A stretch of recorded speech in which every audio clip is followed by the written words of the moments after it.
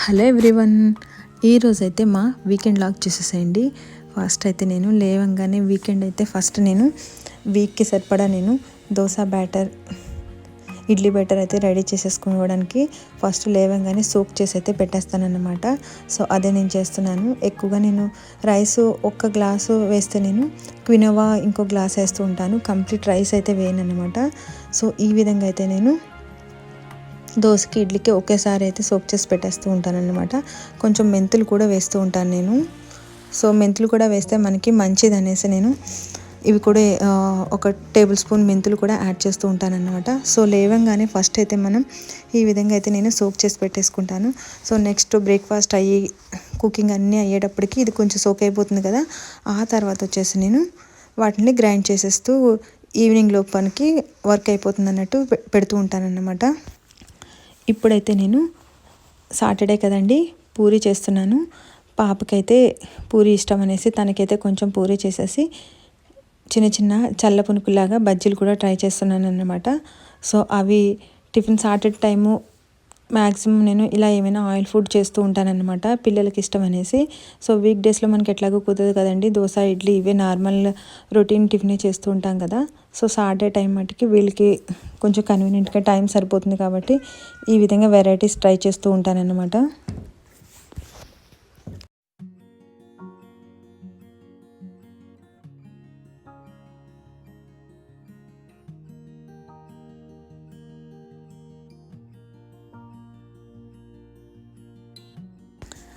పాపకైతే కొంచెం puri interest. So తన మట్టికి అందుకోసమే తనకి కొంచెం తక్కువలోనే పూరీస్ అయితే చేసేస్తున్నా. ఇప్పుడైతే మాకు బ్రేక్ఫాస్ట్ అయితే చిన్నగా బజ్జీలు అయితే వేస్తున్నానండి. సో ఇవి వేసేసి మనకు బ్రేక్ఫాస్ట్ అయిపోతే కొంచెం సాటర్డే సండే అంటే వీకెండ్ టైం అయితే చాలా వర్క్ ఉంటూ ఉంటుంది. పైగా మనం వీకెండ్ అప్పుడే మేము అన్నీ తెచ్చుకుంటూ ఉంటాం కదండి, గ్రోసరీ అంతా.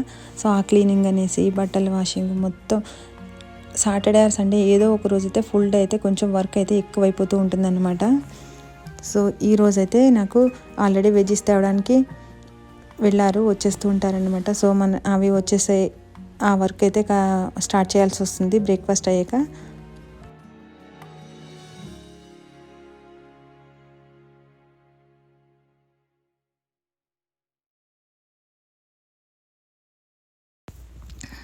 బ్రేక్ఫాస్ట్ అయితే రెడీ అయిపోయిందండి. ఇక ఫస్ట్ అయితే బ్రేక్ఫాస్ట్ తినేసేసి తర్వాత అయితే వర్క్ అయితే స్టార్ట్ చేస్తాను. ఆల్రెడీ అయితే మనకి గ్రోసరీ అండ్ వెజ్జీస్ అయితే వచ్చేసాయన్నమాట. సో తెలిసిందే కదా, ఇప్పుడైతే కొంచెం వెజ్జీస్ అవన్నీ అయితే మనం డబల్ క్లీనింగ్ చేయాల్సి వస్తుంది కదా. సో అందుకే కొంచెం వర్క్ డబుల్ అవుతుంది. లేదంటే మనకి వెజ్జీస్ ఆపలంగా లోపల పెట్టుకుని కుక్ చేసే ముందు క్లీన్ చేసేదాన్ని ఇంతకుముందు అయితే. ఇప్పుడు ఈ కరోనా సిచ్యువేషను బాగోలేదు కాబట్టి అన్ని హాట్ వాటర్లోని సాల్ట్ వాటర్లో క్లీన్ చేయడం, ఇట్లా ఈ విధంగా డబల్ వర్క్ అయితే అయిపోతుందన్నమాట. సో ఫస్ట్ గ్రోసరీ అవన్నీ అయితే క్లీన్ చేసేసి లోపల పెట్టేసి, క్లీనింగ్ అంటే వెట్ వైప్స్ తోటి శానిటైజర్ వైప్స్తో క్లీన్ చేస్తానన్నమాట. ప్యాకెట్స్ పైన అవన్నీ బిస్కెట్ ప్యాకెట్స్ అవన్నీ అయితే మనం ఏం తీయలేం కదండి. సో అలాంటివి పైన కవర్స్ మట్టుకి శానిటైజర్తో వైప్ చేసేసి వెజెస్ మట్టుకి క్లీన్ చేస్తూ ఉంటానన్నమాట. సో అది కొంచెం ఒక 1.5 hours 2 hours టైం అయితే పట్టేస్తుంది ఈ క్లీనింగ్ అంతా టైం మనకి.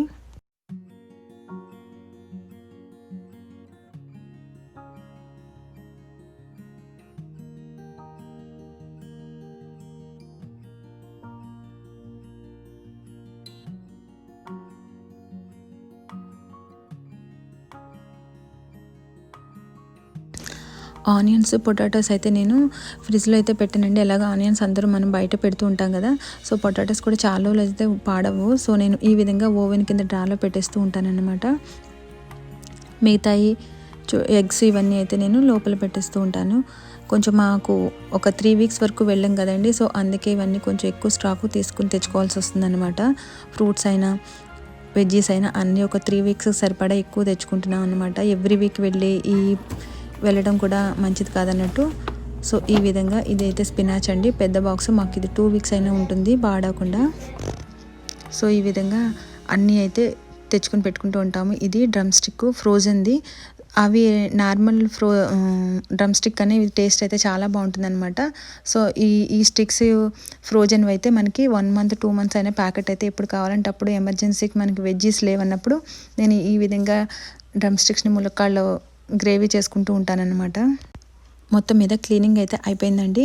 ఇక నేను ఫ్రెష్ అయిపోయి లంచ్ కూడా రెడీ చేసేస్తున్నాను అనమాట.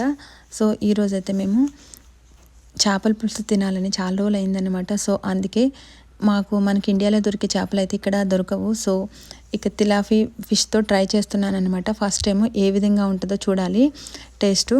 అంటే మనకి ఇండియాలో చేపల పులుసు అంటే ఒక టైప్ ఆఫ్ చేపలు మనం తెచ్చుకుంటాం కదండి, ఆ విధంగా మనకి ఇక్కడైతే దొరకవు. సో అందుకే దీంతో ట్రై చేస్తున్నాం. అట్లీస్ట్ ఆ టేస్ట్ అయినా చేపల పులుసు తిని చాలా రోజులైన అయింది. సో అందువల్ల బట్ ఇది చూడాలి, ఫస్ట్ టైం కదా ఏ విధంగా వస్తుందో. సో మంచిగా వస్తే నెక్స్ట్ టైం అయితే నేను తిలాపి ఫిష్ చేపల పులుసు ఏ విధంగా చేయాలో మీకు క్లియర్గా చూపిస్తాను. ఇప్పుడైతే జస్ట్ నేను ఫస్ట్ టైం ట్రయల్ కదా అన్నట్టు నేనైతే స్టార్టింగ్ నుంచి అయితే క్లియర్గా అయితే చూపించలేదు గ్రేవీ చేయటం. బట్ చూడడానికి అయితే చాలా బాగుందండి, టెంప్టింగ్గా ఉంది. టేస్ట్ కూడా చూశాను, అంతా బాగుంది. సాల్ట్ అన్నీ అయితే మరి చూడాలి రైస్లోకి అయితే ఏ విధంగా ఉంటుందనేది. మనకి ఎలాగో ఇండియాలో లాగా దొరకవు కదా ఆ చేపలు. సో అందుకే దీంతో అయితే నేను ఈ విధంగా ట్రై చేస్తున్నాను అన్నమాట. ఈరోజు మాకు వీకెండ్ నాన్ వెజ్ రెసిపీ వచ్చేసి తిలాపి చేపల పులుసు అండి. నేను మార్నింగే ఆల్రెడీ సోక్ చేసి పెట్టా కదండి దోశకి ఇడ్లీ బ్యాటర్ను. సో ఇవి అయితే నేను గ్రైండ్ చేసి పెట్టేస్తానన్నమాట. సో ఈవినింగ్ ఈ విధంగా గ్రైండ్ చేసి పెట్టేసుకుంటే మాకు నైట్ సోక్ అయిపోతుంది. సో మనకి మార్నింగ్ మండేకి ఈజీగా మనకి పిండిలు అయితే రెడీగా ఉంటాయన్నమాట. సో నేను ఈ విధంగా వీక్లో 5 డేస్కి సరిపడగా నేను ఒక్కసారి దోశకి ఇడ్లీకి అయితే ఈ విధంగా రెడీ చేసి పెట్టేస్తానన్నమాట.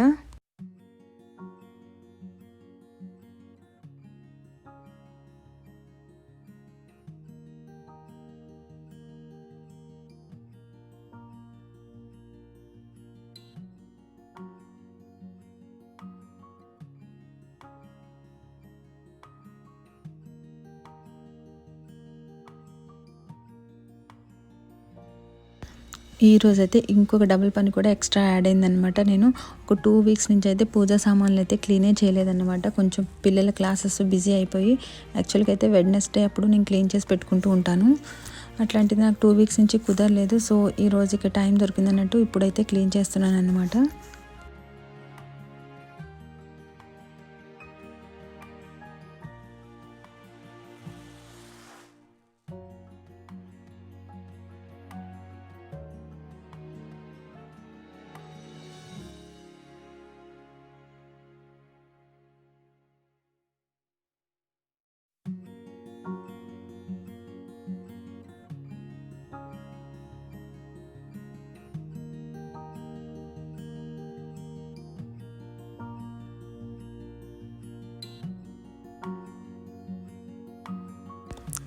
పూజా సామాన్లు ఇప్పుడు మనం చింతపండు సాల్ట్ ఈ విధంగా క్లీన్ చేస్తే చాలా బాగా నీట్గా వచ్చేస్తాయి అన్నమాట. సో అందుకే నేను ఇప్పుడు ఈ విధంగా క్లీన్ చేస్తూ ఉంటాను. ఇక సండే మళ్ళీ స్పెషల్ క్లాసు సంగీతం క్లాస్ అండి పాపకైతే.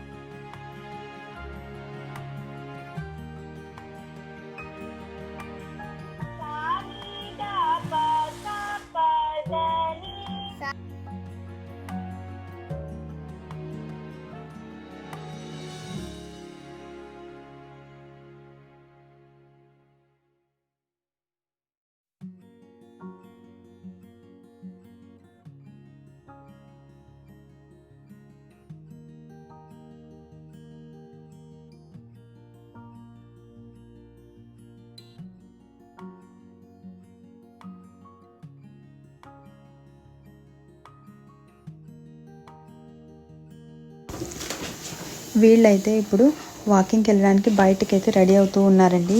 ఎందుకంటే ఇప్పుడు మాకు వింటర్ కొంచెం స్టార్ట్ అయిపోయింది కదా, కొంచెం చలిగానే ఉంటుంది. సో ఎప్పుడైనా వెదర్ కొంచెం బాగుంది అన్నప్పుడు ఒక్కొక్కసారి వెళ్తూ ఉంటున్నారనమాట. సో ఇప్పుడైతే కాసేపు బయటకు వెళ్ళి ఆడదామన్నట్టు రెడీ అవుతూ ఉన్నారు.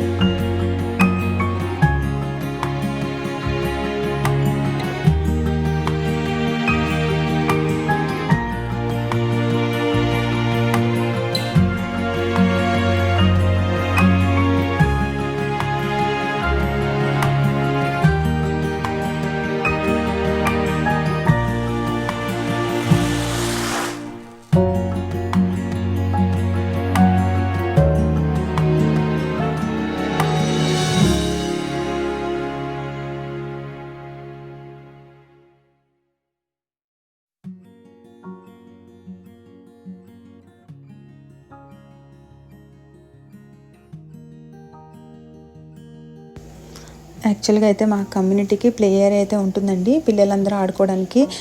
కమ్యూనిటీలో ఒక ప్లే ఏరియా పెడతాడు, స్లైడ్స్, స్వింగ్ అన్నీ ఉంటాయన్నమాట. బట్ ఇప్పుడైతే అట్లీస్ట్ ఆ ప్లే ఏరియా కూడా వెళ్ళట్లేదు. జస్ట్ హౌస్ ముందే ఈ సైడ్ ఈ విధంగా కొంచెం టేక్ కేర్ చేసుకుంటూ ఈ విధంగా ఆడిపిస్తూ ఉన్నామన్నమాట. ఎందుకంటే బయటికి వెళ్ళి అక్కడ అన్ని ప్లేసెస్ ఎవరెవరు టచ్ చేస్తారో తెలియదు కదా. సో అందుకే ఈ విధంగా పక్కనే ఆడుతూ ఉన్నాం అన్నమాట.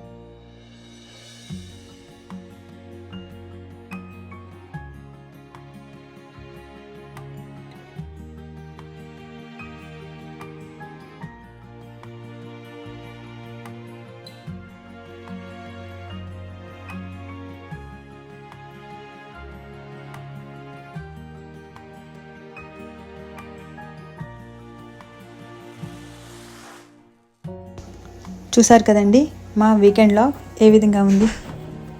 మీకు కనుక ఈ వీడియో నచ్చినట్లయితే లైక్ చేయండి, షేర్ చేయండి, సబ్స్క్రైబ్ చేసుకోండి. అంతకన్నా మీ ఫ్రెండ్స్కి కూడా తప్పకుండా షేర్ చేయండి.